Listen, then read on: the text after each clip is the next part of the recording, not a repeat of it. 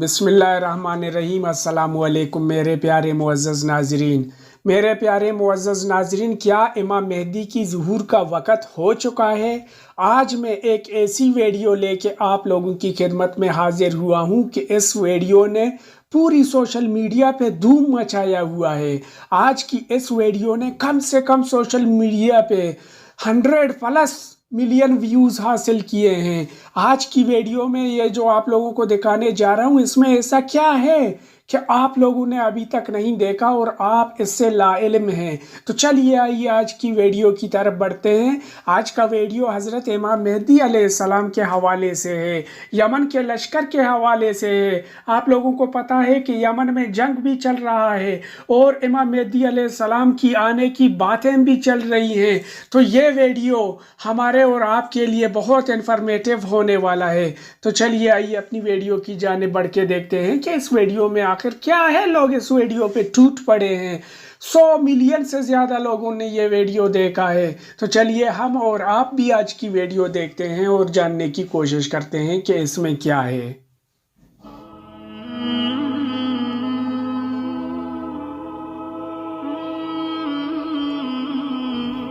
اچھا، ظہور امام کے حوالے سے کہا جاتا ہے کہ یمن کا بھی ایک رول ہے، بہت بڑا رول، بہت بڑا۔ تو وہ رول آپ کے خیال میں پلے ہونے جا رہا ہے؟ اگر میرے دل کی بات پوچھیں تو مثال کے طور پر میرے جیسا آدمی 30-35 سال سے کم اس کو دیکھ رہا ہے، ہم سب کی طرح، ہم سب یہی کر رہے ہیں۔ تو 30-35 سال میں جو بہت سارے پزل کے پیسز تھے جو نہیں تھے، پہلے سمجھ میں نہیں آتے تھے، وہ سارے پیسز فٹ ہو گئے۔ 10 سال پہلے تو یمن کے بارے میں ذرا معلومات تھی نہیں کہ وہاں کوئی ایسی تحریک ہوگی کوئی۔ بالکل، یعنی مجھے خود یاد ہے، میں ایک دفعہ دبئی میں تھا، کسی نے کہا میں یمن میں رہ چکا ہوں، تو میں دلچسپی کے ساتھ اس کے ساتھ بیٹھا 10-12 سال پہلے کہ مجھے بتاؤ یمن میں ہے کیا، اور ہماری ایکسپیکٹیشنز ہیں، یہ ہے وہ ہے، تو اس نے بہت ساری چیزیں بتائیں۔ تو میرا اپنے خیال ہے یمنیز بالکل اسی سائیکالوجی کو ریفلیکٹ کر رہے ہیں جو ظہور کے وقت یمنیوں کی سائیکالوجی پتہ چل رہی ہے، بالکل اسی سائیکالوجی پر۔ اس کی میں ایک نشانی عرض کر دوں، وہ یہ، لیکن وہ زیدیز ہیں، اس کی میں ایک نشانی عرض کر دوں، وہ یہ کہ جب ہم مثال کے طور پر عصر ظہور جیسی کتاب میں پڑھتے ہیں کہ بھئی یمنیوں کا رول کیا ہے، تو یمنیوں کا رول یہ ہے کہ جیسے ہی امام تشریف لائیں گے انشاءاللہ اور اناؤنسمنٹ کریں گے، تو سب سے پہلا گروپ جو ان کے پاس پہنچے گا وہ یمنی ہوگا۔ صحیح؟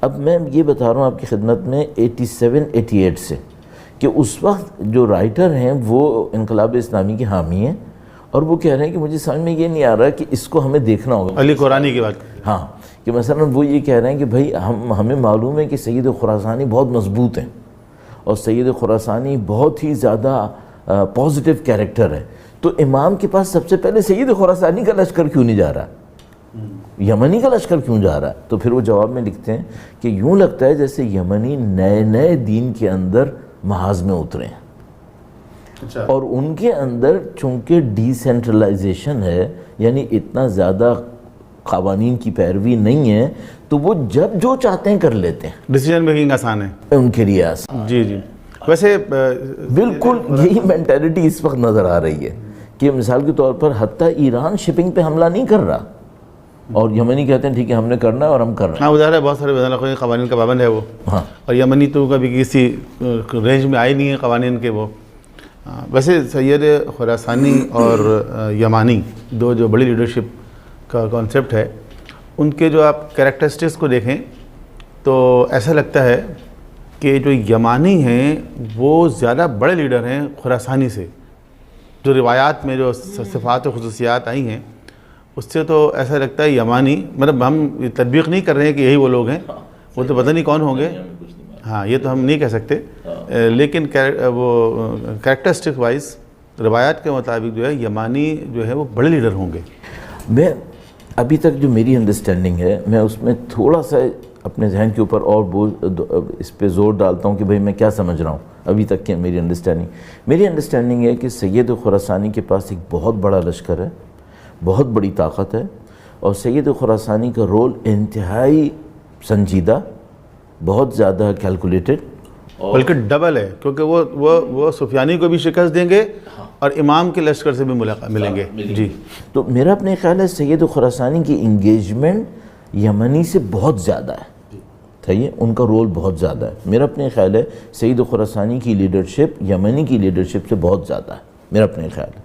ہاں یہ ہے کہ سید جو یمنی لشکر ہے اس کے پاس انگیجمنٹ کم ہے، اس کے پاس فریڈم آف ڈیسیشن زیادہ ہے چونکہ اس کی انگیجمنٹ کم ہے، تو وہ تیزی سے اپنے فیصلے کو کر سکتا ہے. لیکن سید خراسانی کے پاس انگیجمنٹ بہت زیادہ ہے، کوفے میں بھی ان کا لشکر انوالو ہے، امام کی سپورٹ کے لیے بھی بڑھنا چاہتا ہے، تو بہت کیلکولیٹڈ کام کر رہا ہے.